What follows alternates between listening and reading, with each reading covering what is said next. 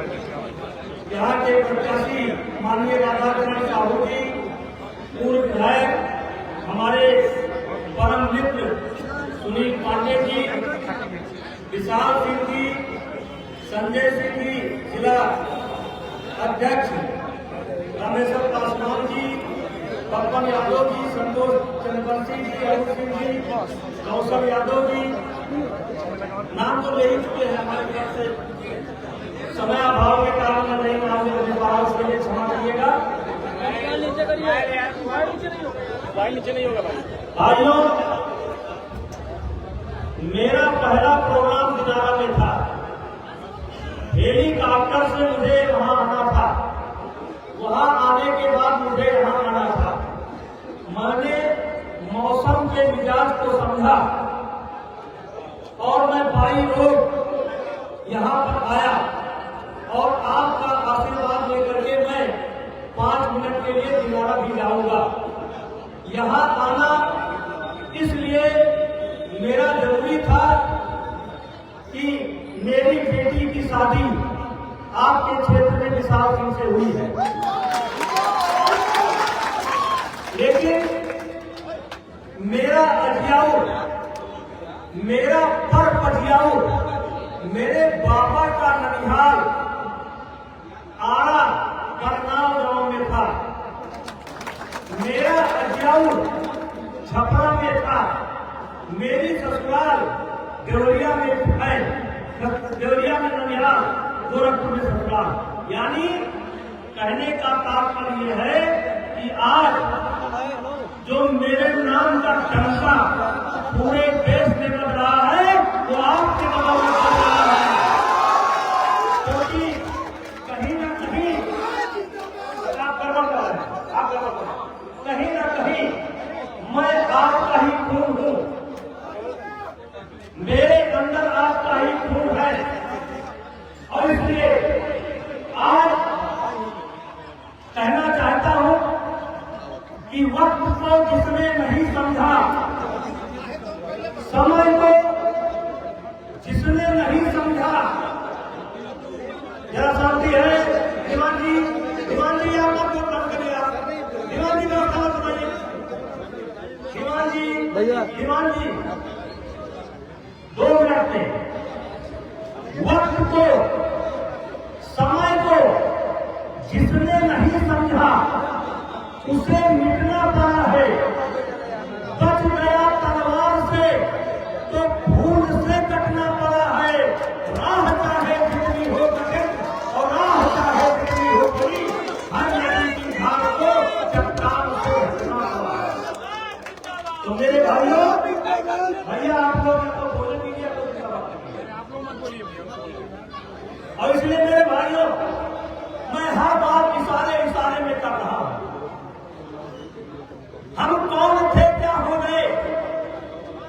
हम कौन थे, क्या हो गए और क्या होंगे अभी? आओ मिलकर विचारे ये समस्याएं सभी। यद्यप हमें इतिहास अपना प्राप्त अधूरा है नहीं, फिर भी हम कौन थे ये भी अधूरा है नहीं। तो मेरे भाइयों, ये समय की नजाकत है। समय को पहचानिए और समय ये कह रहा है और मैं भी ये कहने के लिए आया हूं कि इस बार यहां से भाई राधाकरण जी को जीत करके जाना चाहिए। ये आपकी जिम्मेदारी है, लेकिन ये काम बिना गरीबों के नहीं हो पाएगा। हम सब लोग जानते हैं कि हमारे देश के अंदर एक समय ऐसी स्थिति आई थी, सन 1984 में चुनाव हुआ था। उस समय पूर्ण बहुमत की सरकार राजीव गांधी की बनी थी, लेकिन 84 के बाद 89 में चुनाव हुआ, किसी भी पार्टी की पूर्ण बहुमत की सरकार नहीं बनी। 89 के बाद 91 में चुनाव हुआ, किसी भी पार्टी की पूर्ण बहुमत की सरकार नहीं बनी। 91 के बाद 93-96 में चुनाव हुआ, किसी की पूर्ण बहुमत की सरकार नहीं बनी। 96 के बाद 98 में चुनाव हुआ, किसी की पूर्ण बहुमत की सरकार नहीं बनी।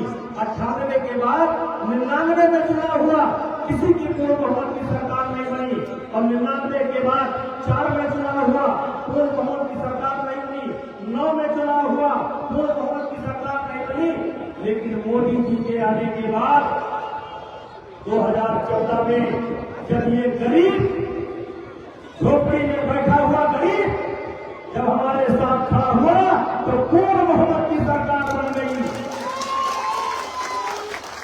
तो आज इस देश के अंदर 2 नेता हैं जो गरीबों के नेता हैं।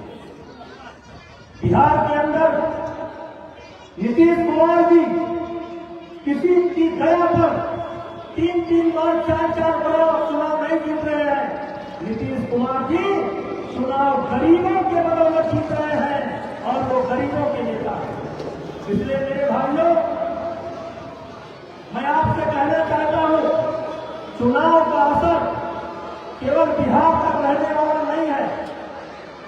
आज हम देख रहे हैं कि हमारे पड़ोसी देश पाकिस्तान में राहुल गांधी के भाषण को बहुत अच्छी तरीके से सुना जाता है, तेजस्वी यादव को भी सुना जाता है। आखिर पाकिस्तान हमारे इस देश के चुनाव में क्या रुचि रखता है, क्या कारण है? और इसलिए मेरे भाइयों, मैं इशारे में केवल आपसे निवेदन करने के लिए आया हूं, क्योंकि मौसम बड़ा खराब है, किनारा भी जाना है। मैं अयोध्या से चल करके आया हूं। मेरे बच्चों, मेरे नौजवान साथियों, आप सब लोगों ने बड़े जोरदार ढंग से मेरा स्वागत किया है। कोई समझाने के नाते किया है, कोई छत्री होने के नाते किया है, कोई नेता होने के नाते किया है, कोई अयोध्यावासी होने के नाते किया है।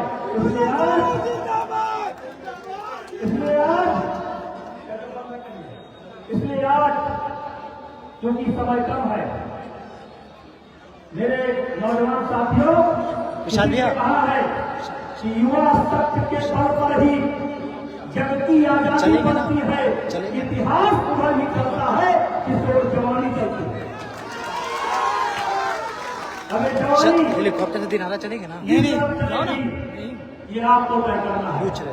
लेकिन किसी ने साथ में यह भी कहा है कि तट पर बैठ नहर गिरने से, तट पर बैठ नदी के किनारे बैठकर नहर गिरने से नौका पार नहीं होती, और माझी तुझे चीरना होगा बढ़कर तूफानों की छाती। यानी एक के दिन आपको एक गरीब को अपने साथ जोड़ना होगा और छोड़ करके राधाचरण जी के पक्ष में मतदान कराना होगा। यही निवेदन करने के लिए आपके बीच में आया हूं, क्योंकि समय कम है। मुझे आप क्षमा करेंगे, फिर मैं आपके बीच में आऊंगा। मेरा बेकार नहीं जाएगा। आप बताओ, सही है कि गलत है? आप कहे तो माला पहना दे, पहना दे, पहना दे।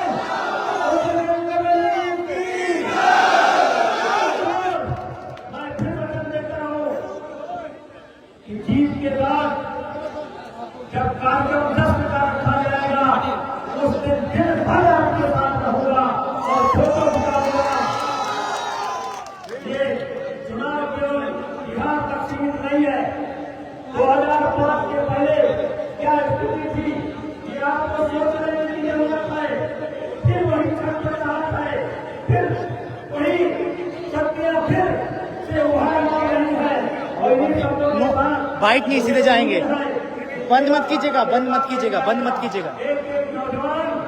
हाँ क्या नहीं चल